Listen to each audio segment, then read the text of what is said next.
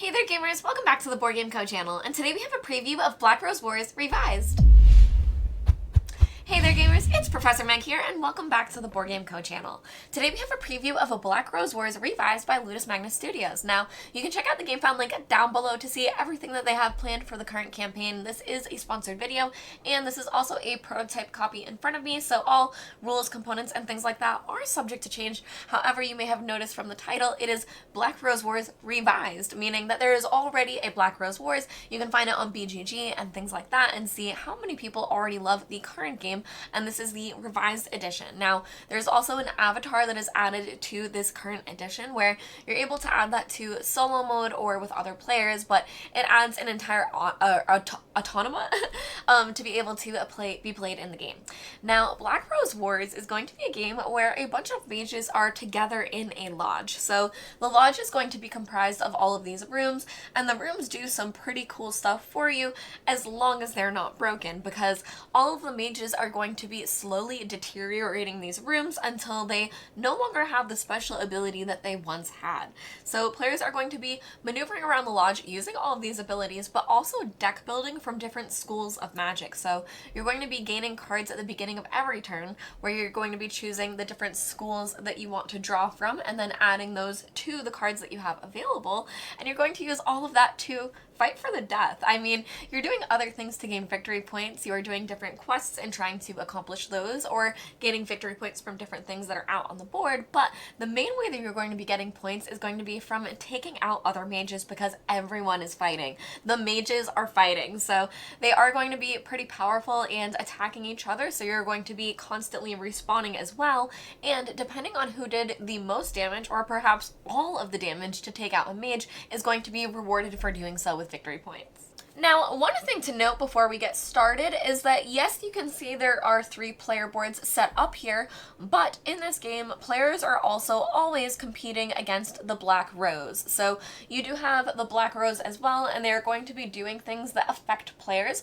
They're also able to get victory points, and they could potentially win the game if they get ahead. So players are going to be taking damage, and when they damage themselves, the damage is actually represented as damage from the Black Rose. And as I said, these rooms are going to be deteriorating as these cubes are placed in them, and if the Black Rose is doing so, they are in contention for the points that are awarded when this room explodes. So it's going to be very, very important to keep an eye out for the Black Rose, but also other players, because really other players are going to be your true threat, but also your target throughout the game, because you are targeting them to get victory points, and also you're going to see that some players are starting to damage other players and even be the one to get a trophy if you're the one to get the kill. Now, at the beginning of the game, once players have chosen which mage they want to play as, the mages are going to have some starting cards. Now, you're going to start with one of these in your deck, and the other 2 you're going to draw later as the game progresses, but these cards are going to be what gives you an asymmetric feel to all of the different mages. They do have slightly different statistics too, where the HP or the hand size might vary, but these cards are really going to be what makes each mage very, very different. Now, after that, players are going to have a choice of what school they want to choose at the beginning of the game.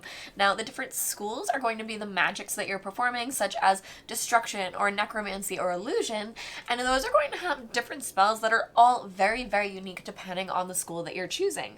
So all players are going to choose the school that they want to have cards from, and that's what's going to make up your starting deck. Now, you're going to have all of that, so you have a solo deck of just that one school at the beginning, but then after that, as play progresses, every turn players are going to be able, sorry, not every turn, but at the beginning of every phase, players are going to be able to choose from these decks, and they will be choosing 4 cards and keeping 2 of them. Now, before I get ahead of myself, I am going to start going through the general pace of play of the game, because I am talking about the different schools and how you start off the game.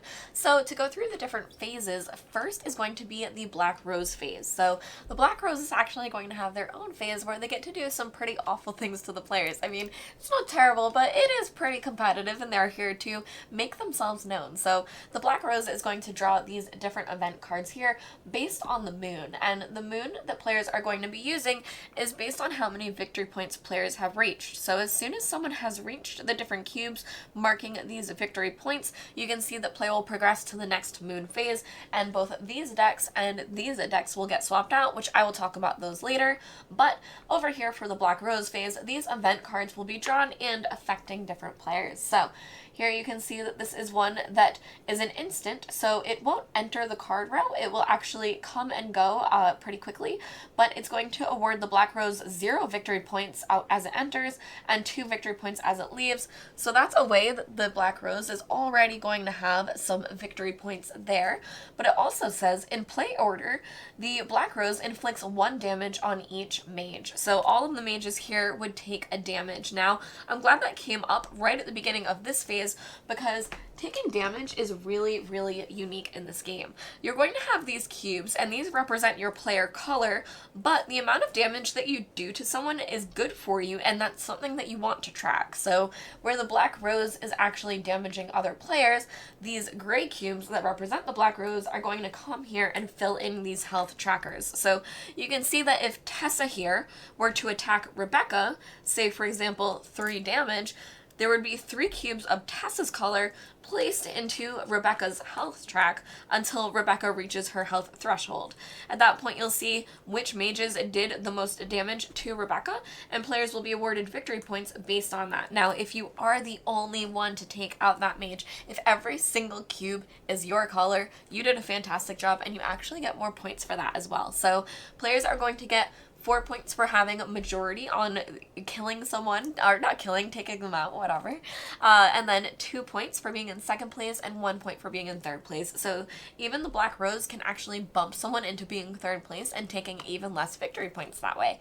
But if you are the one to do all of the damage, you get 5 points instead, so that can be very good. Now, we are going to get into other things, but just keep in mind that having your cubes in different areas for different things is going to be very important, and that's how you kind of show your control, both in doing damage to other mages, but also in trying to deteriorate these rooms. Now, each Black Rose phase, players will go through drawing those different cards, and some of them will stay in the row. For example, here we have another one, Echoes of Mana. The Black Rose converts 1 instability, which is going to be the cubes that are placed in the rooms, of each mage in a blue, black, or yellow room. So that's going to affect the different rooms depending on what type of room they are, and this will also gain the Black Rose 2 victory points when it leaves. But this is also another instant, so let's see if we can find one that stays in play. Here we go. So this is Strange Alchemy.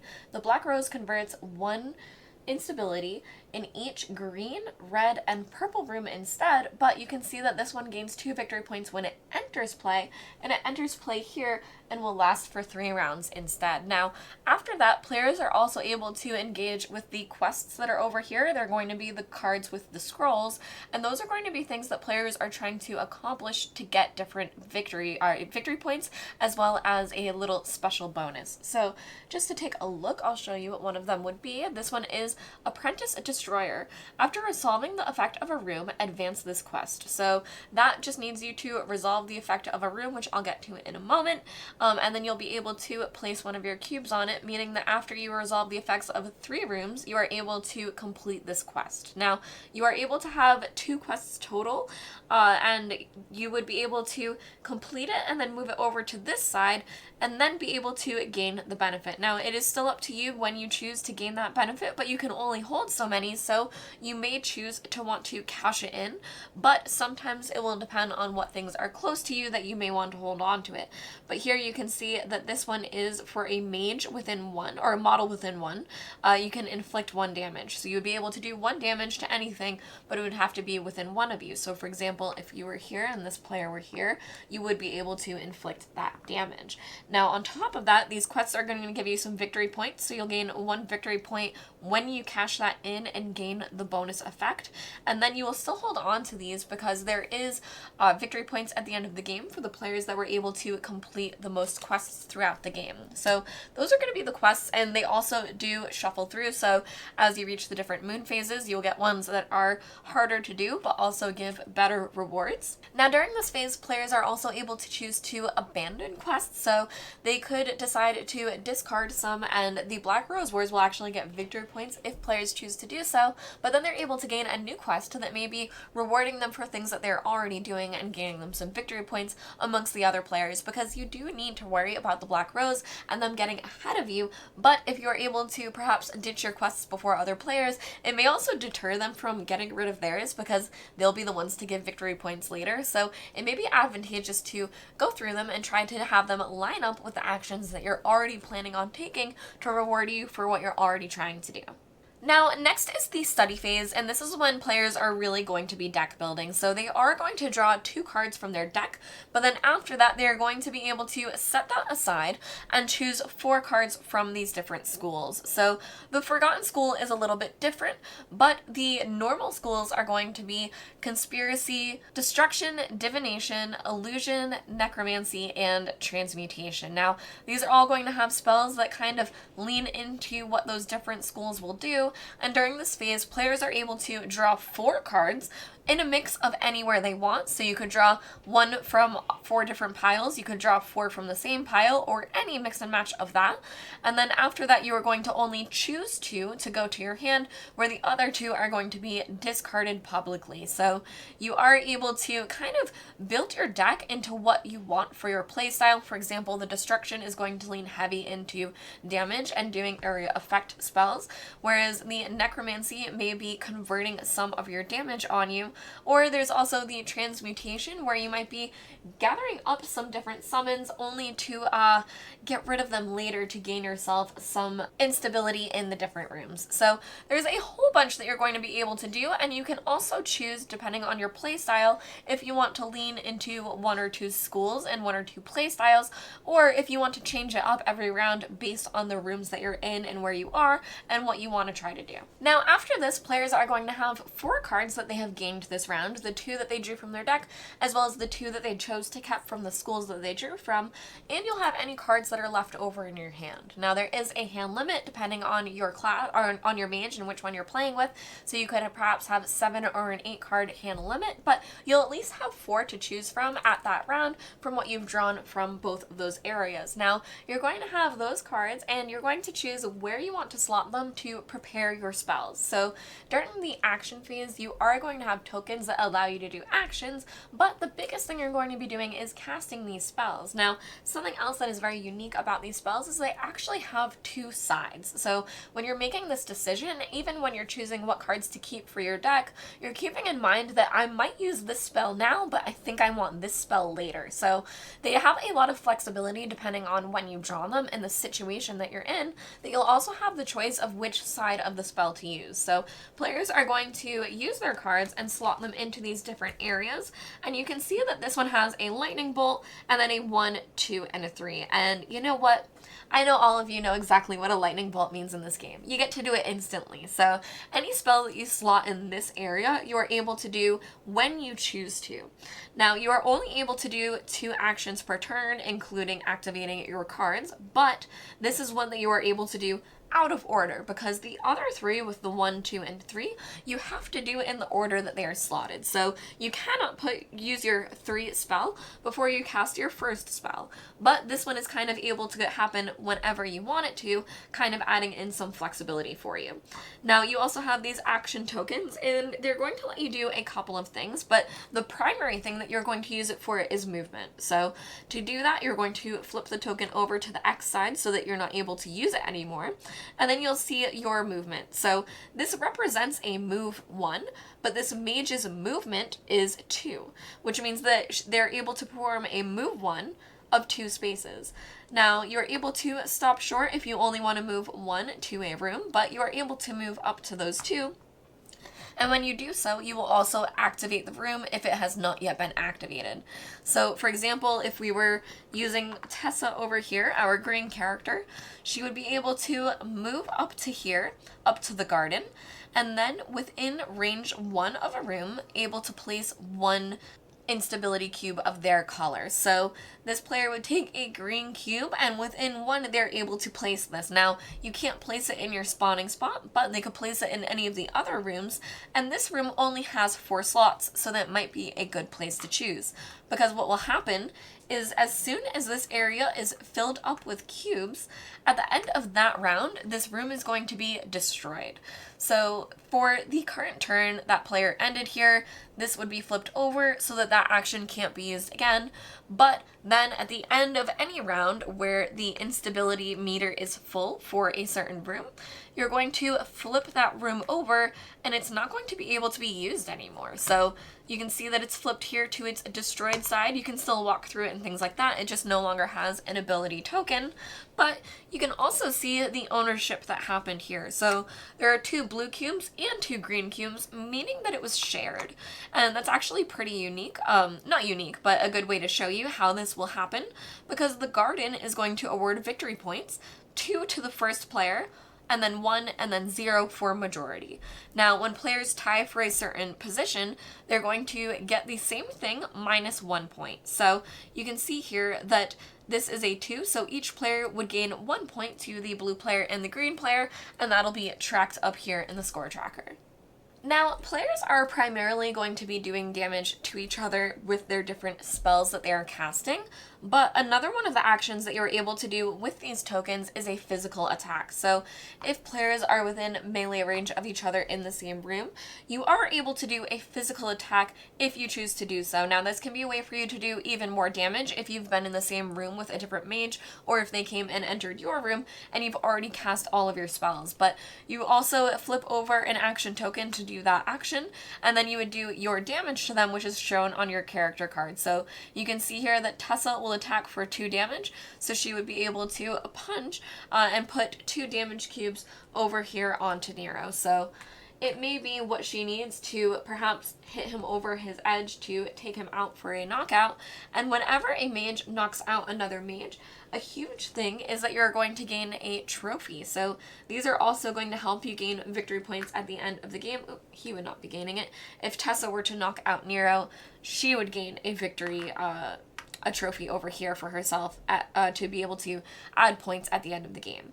Now, finally, players are also going to be able to summon evocations. Now, these evocations are going to be summons that will die when you die, but if they don't, they also have their own phase where they're able to move around and do some damage. So if a player does have an evocation, they're also able to flip one of their action tokens to activate it.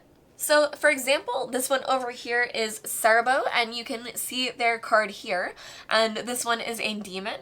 It can move for 3, punch for 2, and it also has 2 health. It also has this ability, which is when this evocation performs damage or performs an attack, you may convert one of the damage on the target. So I'm going to show you exactly what that looks like, but let's pretend that this is Rebecca's Cerbo because it has the blue ring and it's over here. She could choose to use an action to activate it, move it into this area, and have it attack one of these mages.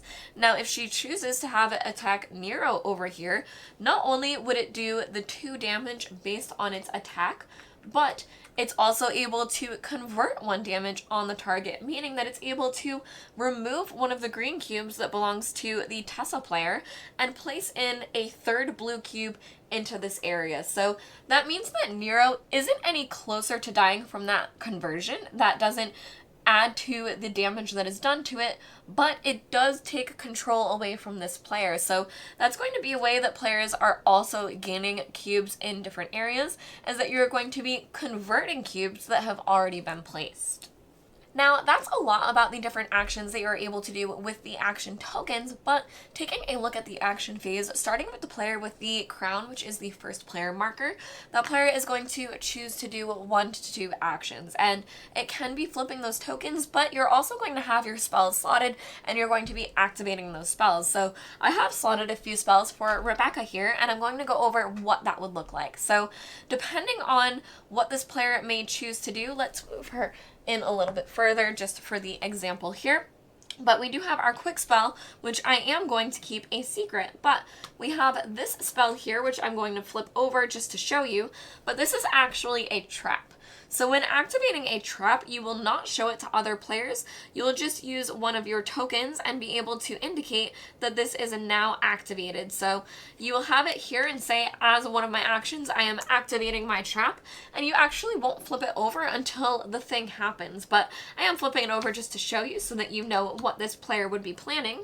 But it is when another mage enters a blue or green room, target that mage, and it can be a mage that's anywhere, as you can see from the range.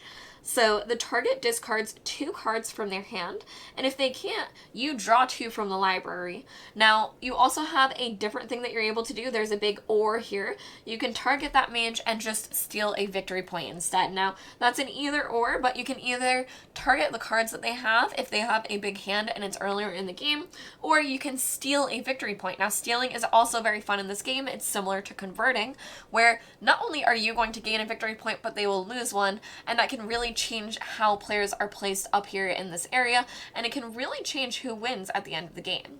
Now, as I said, this spell would be here and waiting to be activated, but to show you an example of another spell that would be played, and again, you have to play them in order, meaning that I have to spend at least my first action activating this card to be able to play this card as my second card this turn. Now, I could have done this during a turn and then played this on a future turn, but that's just what that would look like for you. Now, this is going to be our character-specific card, and it's Purify, so we would have to target someone within range 1, meaning that we would want to be at least this close. Perhaps we would have used this to move a little bit closer to them. And then you're going to inflict 3 damage. If the target is a mage, the target loses 1 victory point. So this player would be able to target either of these mages. Perhaps they would want to build up even more damage over here on Nero, or start working toward Tessa, because if they were to put too much damage on Nero, perhaps Tessa would come in and be the one to get the kill and perhaps convert even more of their cubes. But that being said, there is a choice here where you would be able to inflict 3 damage and be able to have the target lose a victory point because they are a mage. Now, the final spell here is going to be Shadow Step, and this is one where you would target a room. Now, again, this one can be anywhere, and you would target a blue or green room. You'll place yourself within that room, and if you do, activate the target room. So I'm going to go over what some of the rooms do for you in a moment, but that's a way for you to move to a room and also activate it. And you could have activated 3 rooms that entire round because of these actions as well. Again, you can only do 2 actions per turn, but as soon as it comes back to you within that same round, you would be able to activate 3 rooms. Now, here we have our instant card, which we could have used at any time, and it is Summon in Andromeda. It activates. So this is one where we would be able to gain one of our summons from over here, and Andromeda, we would put our player thing on it to show that this is our current evocation. They would be summoned where we are because it's in our room, and then it would still be able to activate. So here we're going to look for the Andromeda card, and then I will show you what that might look like for it to come over and attack. Here we go, toward the end, we have our Andromeda. So let's just say, for the sake of this example, the 3 damage that we wanted to inflict, we did choose to do over here on Nero. Now, on a future turn, we choose to use this spell, which is summoning our Andromeda, and it's able to activate. And this is going to be able to move to, it attacks for 0 and has 3 health. But when this evocation performs fighting, you can choose one. You can either remove an instability from a room within 0 of this evocation, or activate a room within 0 of this evocation. So this is one where they do have to attack, but then you are using that to activate different rooms instead. So now I'm going to go over what some of the different room abilities are as you are moving around this board, but keep in mind that you are activating the room abilities when you use these tokens, so you're going to use this to move, activate a room, and if you move into a room that's already been activated because you want to fight someone or something like that, you don't get to activate it again. So that is the one thing that if you definitely want to activate a certain room, you should be sure to move to that pretty early in the round before anyone else can do it ahead of you. So for example, we do have this room that everyone is in here, which is the throne room, and that is gaining the crown, meaning that you would be the first player in the next round after all of this current round is done, this action phase and the evocation phase, and then things are started again. So that is a way for you to become the first player, but again, once that is done for the round, it would be flipped over. Over here we have the cemetery where you can discard one of your readied spells, and if you do, you can draw 2 spells. So you would draw them to your hand, you're not able to slot them for that round, but you are able to discard spells if you think that something that you're using is not as useful that particular round. Now, over here you're also able to heal, so this is where you can heal 3 or 3 damage on one figure within 3 of yourself, so you are able to also heal your evocations for the ones that have a bit more health. For example, this guy here is a 5 health Malakota. So this is one that you may want to heal because he actually takes damage for you. So he'll be taking damage as you get attacked, and you can keep both of yourselves alive a little bit longer if you choose to start going into healing. Now, here we have the treasure room, draw 1 quest from the first moon deck, which is something I mentioned earlier. But another room that's very fun is going to be up here, the summoner room, which is where you're going to summon the different Cerebos from. Now, over here is going to be where a player is able to gain a victory point. So you can see that all these different rooms do different things. Over here, you're able to inflict 2 damage onto an evocation specifically, hopefully taking out an evocation from anywhere on the board. So you can just see where all the different rooms have these really unique abilities that depending on what you need that round, you can move around and activate what you want to. Now after that is pretty simple. After the action phase, all of the evocations get to have their phase, which is pretty much straightforward, where they can move, attack, things like that, perhaps taking out a mage for you, which can gain you another trophy. But you're going to have the evocation phase and then the cleanup phase, which is where you're going to be preparing yourself for the next round. Now this game does go pretty quickly, where players are going to be moving through their different spells and their actions, but the studying phase, when you're choosing your different cards and what you want to add to your hand, may add a little bit of time because you have a lot of choices and you have a spell on each side of the cards and there's a lot to choose from, but you're going to feel stronger and stronger as you're building into these different decks, that there is a little bit of a decision point there that you are spending looking into these, but it can be so cool and rewarding when you have things happen the way that you want to and you're able to layer your different spells in ways that complement each other. So it is very much worth it into the strategy of thinking behind what you want to do and how you want to be able to accomplish it, because you are getting victory points from the different quests, and that can be something that you choose to do. You also get the victory points from taking out the other mages, which can be huge, but another way to get a huge amount of victory points is going to be these different rooms with the instability. So the example that I showed you was the garden, and it only awarded 4, 2, and then 1 victory points, but some of the rooms that require a whole lot more cubes are going to give you even more points. For example, the player that has the most in this area is going to gain 6 victory points, and that can be absolutely huge toward the end of the game when these rooms start becoming corrupted and breaking, because these cubes are all filling up, and the Black Rose has also placed their own cubes into these different areas trying to vie for some of those victory points as well. But all of these different things are going to be ways that players are trying to fight toward the end before that end game is triggered on them. Now, round over round, players are going to discard the spells that they used, they'll draw up 2 new cards, and then draw 4 more cards from the different schools. So your deck building pace of play is going to be that you're drawing 2 cards from your deck, which starts off pretty small with only 7 cards, and then you're going to be using these potentially up to 4 cards during each of your turns, and then adding in more. Now you will shuffle and then use that as your new draw pile as you need to do so. So that's how you also know that certain spells that you have chosen to use are going to come back to you.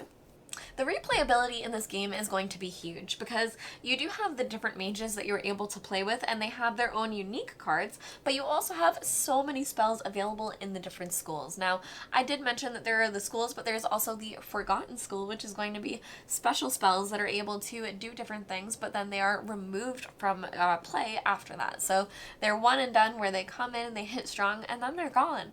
So there's so many different spells for players to be able to experience and perhaps build into, depending on the mages they're playing, the rooms that are out, and this is just one of the configurations that you see here for the rooms, but there are all different ways to set this up. So there's a lot of ways to play this game with the different things they were able to incorporate with it, and I do highly suggest checking out a gameplay on the channel between not only Alex and I, but AP as well, where the three of us fight off to see who is able to really take out the other mages the most often, because it is a free-for-all battle where we are fighting everyone, but the most important thing is going to be all of the different spells that we are using. So I do highly suggest checking out the gameplay because you're able to see all of the different spells that come in this game, and not only that, but how they interact with each other and how different things can kind of stop things along the way and how they interact with the different rooms. So keep an eye out for that, and this has been a preview of Black Rose Wars revised by Ludus Magnus Studios.